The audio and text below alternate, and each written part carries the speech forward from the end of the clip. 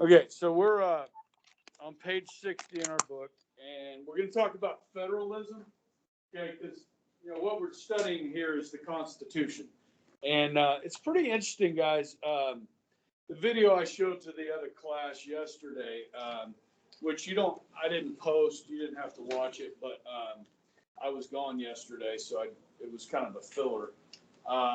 But it's actually from a professor at Harvard that teaches political science at Harvard, and I was, doing this dual credit for Friends. I'm on the faculty list for Friends, and so he sent an email to the Friends professors, and I got the email. He said, "Here's some videos that I do for my class at Harvard," and so they're pretty good. But when they established, remember the federal system, right? So remember we started with confederal system, where all the power was at the state level. Okay, and then when they wrote the new Constitution, the boxes were all basically the same size, right? And it's the sharing or division of power between national, state, and local governments. That's federalism. Okay, so that relationship between the three levels. And so that definition there is at the top of page 60. Okay, and basically, so what the Constitution begins to lay out are different types of powers that different levels of government have. Okay, this is unique to the world. Most countries use that unitary system, which is the big box at the top. Okay, and the national government basically dictates everything to state and local governments. That's what most republics use. We're unique in the federal system. Okay, now subsequently to our Constitution, Germany has moved to a federal system. Okay, I think we probably helped with that after World War II. Okay, help them establish a federal system of government. Does that make sense? So let's just look at these powers, and then there's an assignment that you guys can do, and I can make it due Tuesday if you don't want to do anything over the break, okay? But if you have some time and you want to do this, you can, okay? And when we get back on Monday, we're going to start on the amendments and do that, and then probably have a test by next Thursday or Friday, okay? So, over section 2. So, starting with inherent powers. Inherent powers are just natural to any government. So as you guys sit there, you will blink, you will breathe. It's involuntary, you do it. Inherent powers are things that all governments do, okay? So, regulate immigration. That is a national power, okay? Delegated to a national government. To acquire territory is a national power. It's inherent. To grant and receive diplomatic recognition, that means we recognize this government of another country, and to stop rebellions are inherent, okay? And then you have your express powers, and that's where the Constitution comes in.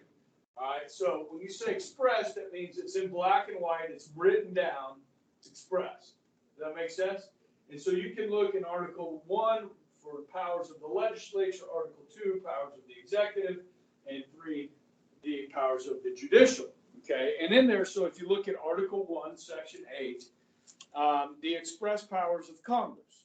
And so let's just look at these real quick. Establish uniform rules and laws for naturalization. So for people to become citizens, that's naturalization. And then bankruptcy.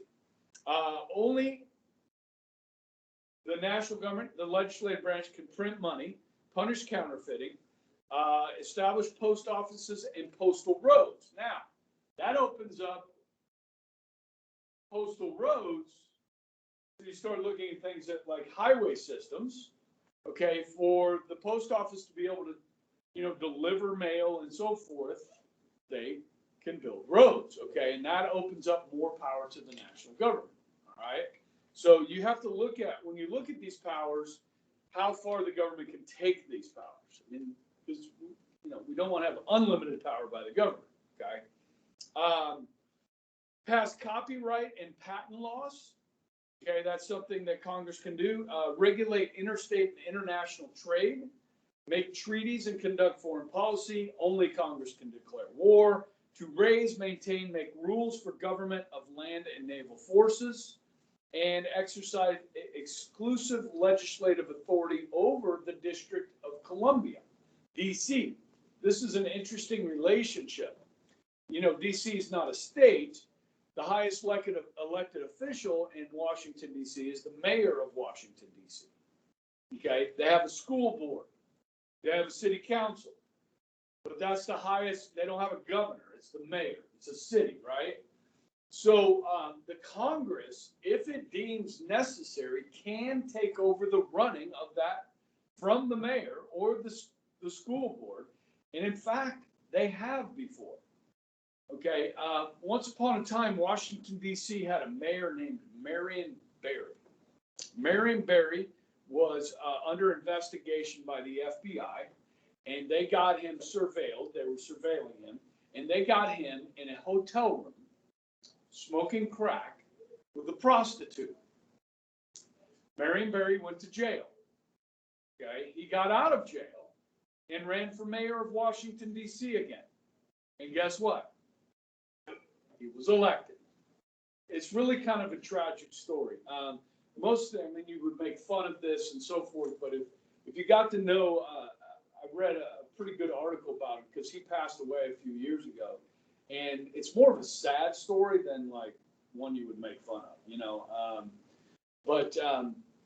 And the Washington, D.C. public schools are among the worst in the country. And there have been times where the 535 members of Congress have taken over running the schools, the public schools in Washington, D.C. Okay, they have that authority. Okay, they don't utilize it all the time, but if necessary, they can take over that city government.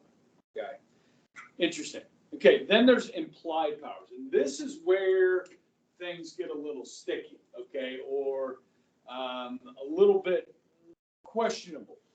So those powers that are not expressly stated in the Constitution, but are reasonable to fulfilling the express powers. And with this, we call this the necessary and proper clause. Now, there's a nickname for this that I know you all learned last year. The necessary and proper clause. It really stretches the power of the national government beyond its express powers. Stretches its power. It's called the what clause? The elastic clause. Okay, got that? Elastic clause. All right, so this is what the clause says. Okay, it says, to make all laws which shall be necessary and proper for carrying into the execution the foregoing powers and all other powers vested in the Constitution in the government of the United States or in any department or officer thereof. Sounds like lawyers speak to me, doesn't it? Okay, so let me give you an example of where you would see the elastic clause used. You guys have all heard of the Affordable Care Act. Or Obamacare, right? Heard of that, okay? Now, in that legislation, they set up insurance pools for people to buy insurance, okay? They expanded Medicaid. They expanded Medicaid, okay? And one of the things, so the Congress passed the law, right? Obamacare. Whose job is it to carry it out?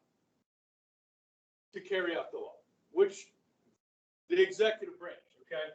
So their job is to carry it out. Now, this law was 2,600 pages long, so it had a lot of detail in it, but not all the details were in it, okay? And I'll explain how this bill passed further down the road when we get to the legislative branch. But so if you were going to have one department in the executive branch to carry out this law, it would be, I don't expect you to know this, but the Department of, you guys know what this stands for? HA. No? Health and Human Services, okay? HHS, okay? Now, the Secretary of Health and Human Services in 2010, okay, that started to implement this was the former governor of Kansas. Her name was Kathleen Sebelius. Have you guys heard that name before? Okay, so this dates back to when you were little people. Okay, and so this is Sebelius. She was the governor of Kansas, okay, Democrat. Okay, and so she's going to enforce this law or implement it. Okay, and one of the things they added to this implementation was that they told insurance companies that every insurance policy you offer has to offer contraception, okay, for all the people that get insurance from your policies, okay? And then so you have the problem of the Catholic Church, and you have the problem of companies like Home Depot that said, well, wait a second, you're mandating that we buy insurance for our people, and the only insurance we can buy, we have to buy it with contraception in it. So basically, you're asking us to violate our religious beliefs, okay, or ordering us to use our money to buy something that goes against our religious beliefs. You follow me? So Home Depot and Little Sisters of the Poor sued the federal government over this provision. Now, this provision is not actually in the bill. It's part of carrying out the law. It's like it's an implied power given to Kathleen Sebelius to implement the law. So she's expanding the scope of her power by doing this. And what is the Supreme Court going to say? No, you can't do that. You can't force the Catholic Church or private organizations to provide something that goes against their conscience. It's the First Amendment, freedom of religion. Did I already answer your question? Yeah, I was going to ask, like, isn't that supposed to be a separation of church and state? Then you said that they have doors. Yeah, so I mean, this is going to keep coming up, guys. It's same thing with like taxpayer-funded abortions. Should people be forced to? Should the government be funding Planned Parenthood? You know, I mean, which is the largest provider of abortions in this country. Okay, should your tax dollars be forced to go to that? And so there's a lot of members of Congress that really fight against that. And I know Texas has done away with any funding of Planned Parenthood. Okay, I'm not sure what Kansas is at right now, but yeah, I mean, so this shows you kind of an expansion of implied powers, what they can do. Okay, so it just allows them more latitude. Sometimes that latitude is abused and sometimes it's not, okay? But this is where you kind of get into some things. This isn't really the role of government, and they claim implied powers, okay? You could Google some other examples of that, okay? Powers denied to the federal government, okay? So Article 1, Section 9 says, Congress cannot suspend writ of habeas corpus, which means they cannot arrest you and detain you without charging you with a crime, okay? Except in times of national crisis. We know FDR did this, and we know Lincoln did this, okay? No ex post facto laws. Today, it is legal to smoke when you're 21 years old. Tomorrow, they pass a law saying you have to be 22 years old. Can they fine you for smoking yesterday at 21? No. Okay, that would be an ex post facto law. You follow me? So this prevents the government from creating laws to punish people for something they did before it was a law. Can't do that, okay? Which is really surprising to me because when they did the drinking age, my sister was 19. I was 17. She got grandfathered in. So she had already been able to legally drink, but they didn't do that with smoking. They didn't do that with tobacco. They didn't grandfather people in, which I don't get why they were able to do that. Yeah. What do you mean by grandfather? So like, the best way I could do it is in context. So the drinking age used to be 18. And so those people that were 18, 19, and 20, when they changed the drinking age to 21, were allowed to continue to drink. They were grandfathered in. Okay, I was 17, So I would have to wait legally 4 years to drink. Because I was 17 when they changed the law. In Florida, okay? No bills of attainder which declare an individual guilty of a capital offense without a trial. Can't do that, okay? They cannot impose taxes on exports. Good thing, because if it exists, Congress likes to tax it, okay? Now this is interesting, give preference to any state over another state in matters of regulation of commerce or revenue, or tax any vessel bound to or from one state to another. Now this thing here about favoring one state over another when it comes to revenue, we're about out of time, aren't we? Okay, moving on. Use money from the Treasury without approval and no titles of nobility. Then you got state powers. We'll learn about the 10th Amendment. Reserve powers, turn the page. Concurrent powers, guys, are powers that are shared by both. And then you have some in here that powers are denied to the states they can't do. Okay, so at the bottom of page 61, there's some questions here. There's 15 of them. You tell me which power it is. Is it national, state, concurrent? If it's national, is it expressed, implied, or inherent? Okay, if you can't figure it out by looking at page 60 and 61 in the book, you can Google it. Okay, that's 15-point assignment. I'll make it due Tuesday when you get back. And then I'm going to do a little bit more on federalism, and I'll take a whole day on federalism when we get back, and then we're going to do the amendments. Good? Thanks for your patience today and allowing me to do some March Madness. Okay? It's been a whole 2 years. We needed it. Yes.